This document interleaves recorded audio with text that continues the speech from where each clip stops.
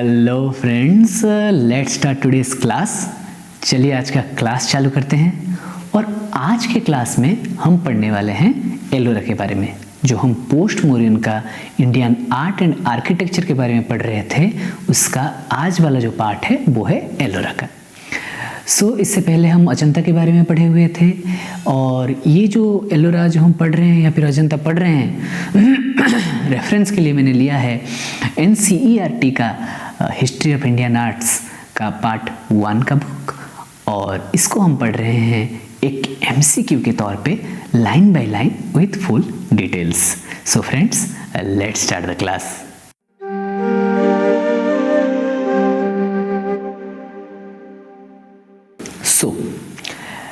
अभी पढ़ रहे हैं एलोरा। एलोरा में आप देख सकते हैं another important cave site located at Aurangabad, same Aurangabad district में और एक जो इम्पोर्टेंट साइट रहा वो रहा Ellora. It is located 100 kilometers from Ajanta and 34 Buddhist Brahmanical and Jain caves. यहाँ पे 34 Buddhist Brahmanical and Jain caves है, जो कि अराउंड 100 किलोमीटर दूरी पे है अजंता से।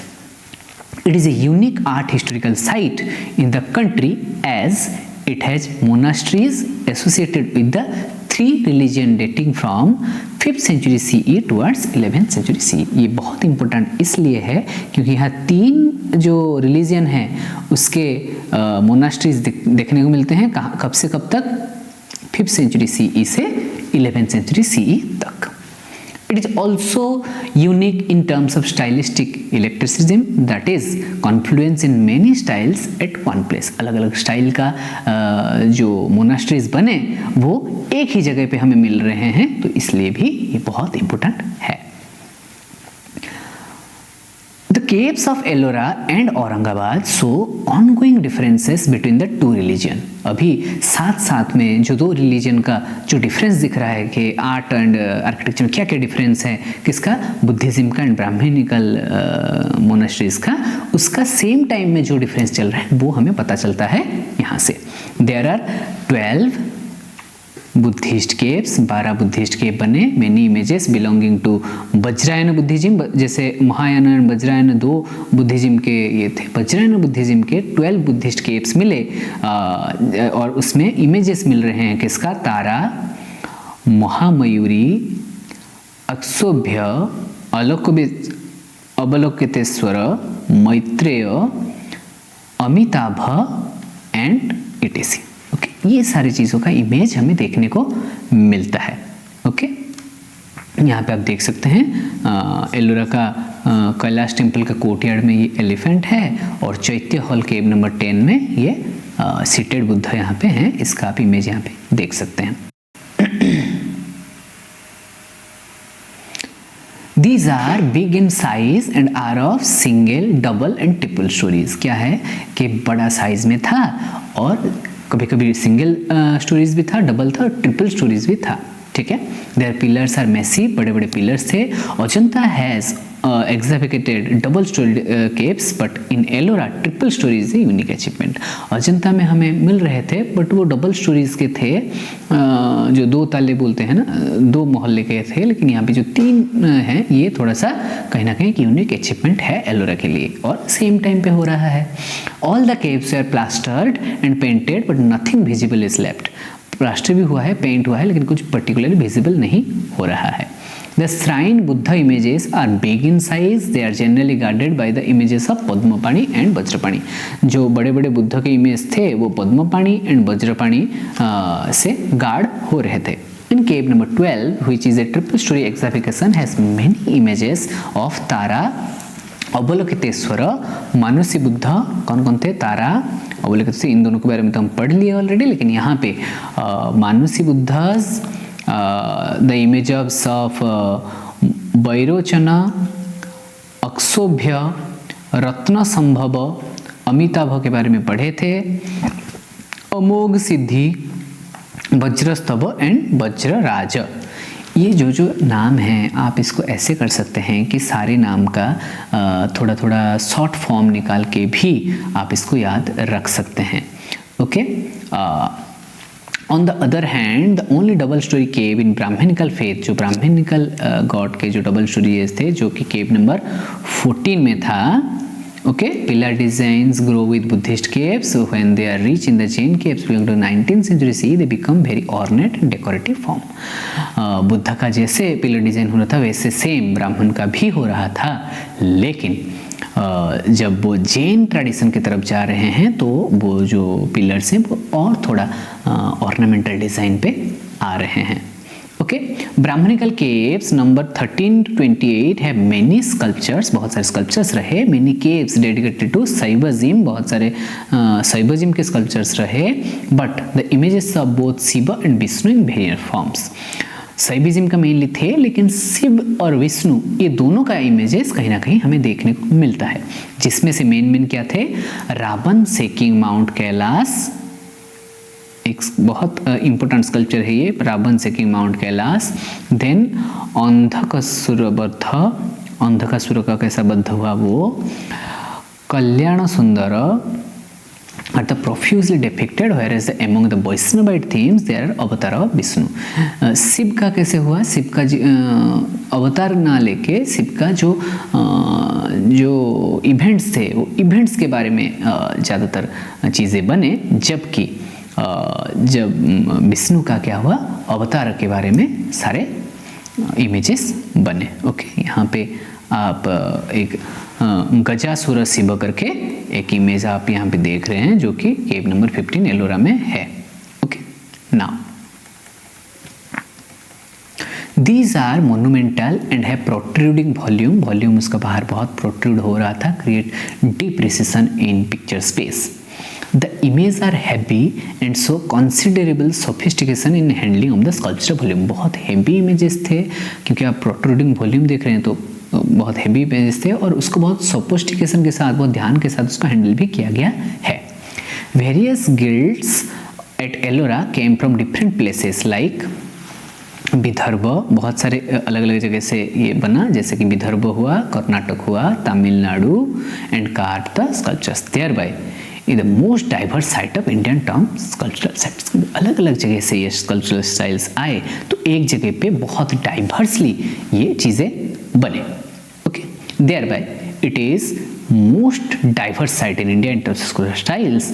इन cave number 16, cave number 16 is known as Kailash लेनी.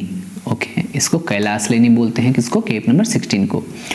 ए rock cut temple has been carved out of single rock. जो हमें कैलाश टेम्पल जिसको हम बोलते हैं वो एक सिंगल रॉक को कट करके उसको बनाया गया है. एक unique achievement of artisans which will discuss in the next chapter. Next chapter में हम जब डिस्कस करेंगे इसके बारे में डिस्कस करेंगे कि एक बहुत ही यूनिक अचीवमेंट था. और आप ऐसे भी कैलाश टेम्पल के बारे में बहुत सारे आपको वीडियोस, बुक्स और मटेरियल्स मिलेंगे जिसमें आप देखेंगे कि अपने आप में ही एक अजूबा है.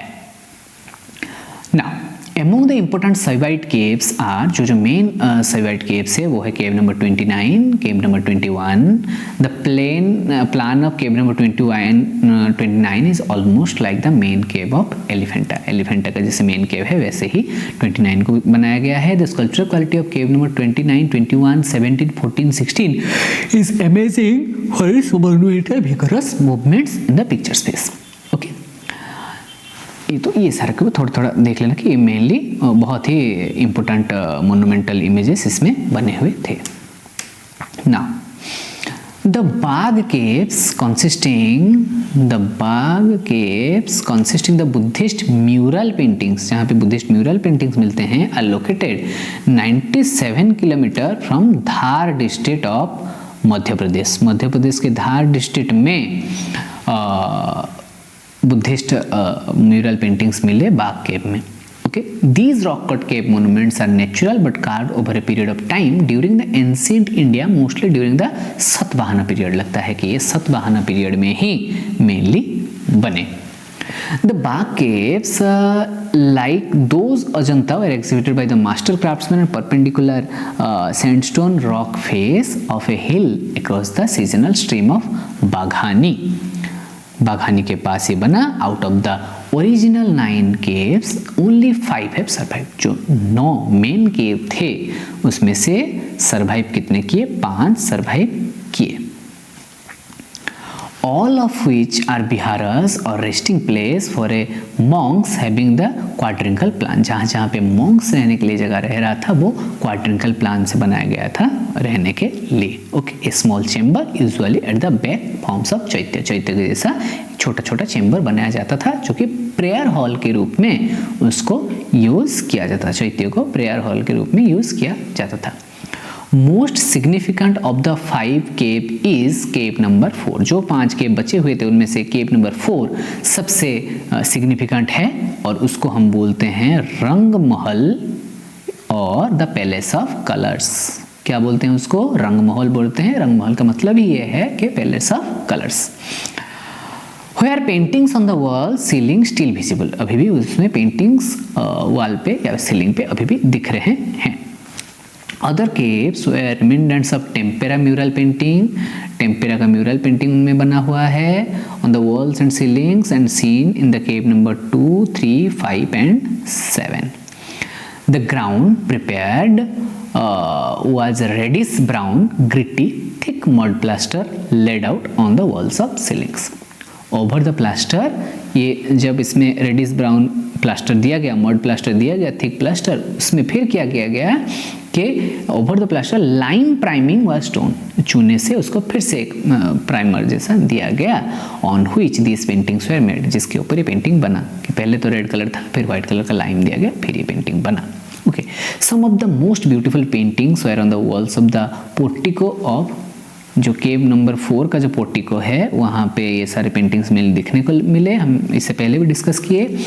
To prevent further loss the values of Indian art, most painting are carefully removed in 1982 can be seen archaeological museum Gwalior. 1982 में उसको रिमूव किया गया और आर्कियोलॉजिकल म्यूजियम ऑफ ग्वालियर में ये अभी है। ओके, जहाँ जहाँ पे रेड मार्क हो रहा है मतलब यह है कि इसमें से ही हम मेनली ये कर रहे हैं, MCQ बाहर निकाल रहे हैं। Okay, now Elephanta caves and other sites. Ellora पढ़ ली, Elephanta. Elephanta caves located near Mumbai are dominated by the Shaivite faith. जो एलिफेंटा केव था वो मेनली शैव फेथ में बना हुआ था। It is contemporary with Ellora and its sculptures are shown slenderness in the body with stark light and dark effects। Dark effect था और साइबाइट फेथ में ये बना हुआ था, जहाँ पे आप ये इमेज ऐसे देख रहे हैं, entrance to the Elephanta caves. Okay, the tradition of rock cut caves continue in the Deccan and they are found not only in Maharashtra but also in Karnataka. ये डेकान रूट में भी गया हुआ था, कर्नाटका रूट में भी गया। Okay, mainly Badami Aihole executed under the patronage of Chalukyas. Chalukyas के पेट्रोनिज्म में या सपोर्ट में ये सब बने in Andhra Pradesh. Okay, now in the area of Vijayawada and in Tamil Nadu mainly at Mahabalipuram. Okay, कहाँ पे मिला कि कर्नाटका में बादामी और ऐहोली में पेट्रोनेज किए चालुक्य, आंध्र प्रदेश में विजयवाड़ा में मिला और तमिलनाडु में महाबलीपुरम में मिला। The post-6th century development of art history in the country depended more on the political patronage than the collective public patronage। Okay, क्या हुआ? collective public patronage से mainly जो post-century में जो पेट्रोनेज किया गया वो पॉलिटिकल पेट्रोनेज मेनली थे। Mention may also have made of the terracotta figurines that sold and found many places over the country। They show a parallel tradition with the lithic sculptures। एक lithic sculpture के साथ बहुत सारे terracotta के images भी मिले या फिर स्कल्पचर्स मिले, as well as independent local tradition. Many terracotta figures of various size are found which shows their popularity. They are toys, religious figurines as well as figurines made of healing purposes as part of belief system। क्या हुआ? जो भी terracotta मिले वो mainly खिलौने के तौर पे थे, कुछ रिलीजियस पर्सपेक्टिव से था और कुछ क्या था, हील करने के लिए या फिर आत्मिक शांति के लिए कुछ यूज किया जाता था। So friends, this is for today's class. आज के क्लास के लिए इतना ही। अगर आपका कुछ डाउट है तो आप मुझे कमेंट में बता सकते हैं, और आप लोगों के लिए एक नोट्स मैंने बनाया हुआ है, आप उसको भी देख सकते हैं, जो कि एक शॉर्टकट में आपको बहुत सारे चीज़ें मिलने वाले हैं उसमें, उसको आप चेकआउट कर सकते हैं। और अगर आपको क्लास अच्छा लग रहा है तो आप इसको लाइक, शेयर और सब्सक्राइब भी कर सकते हैं। Thank you so much. हम अगली क्लास में मिलते हैं, और अगले क्लास में हम पढ़ेंगे cave tradition in eastern India. Eastern India में केव ट्रेडिशन कैसा रहा उसके बारे में पढ़ेंगे, और इस बार हम मेनली पढ़े एलिफेंटा और एलोरा केव्स के बारे में, कैसे कैसे बुद्धिस्ट स्कल्पचर्स बने, कैसे कैसे ब्राह्मणिकल स्कल्पचर्स बने, कैसे कैसे कौन से केव में क्या था, ये सारा चीज़ें। Thank you so much. See you on the next class.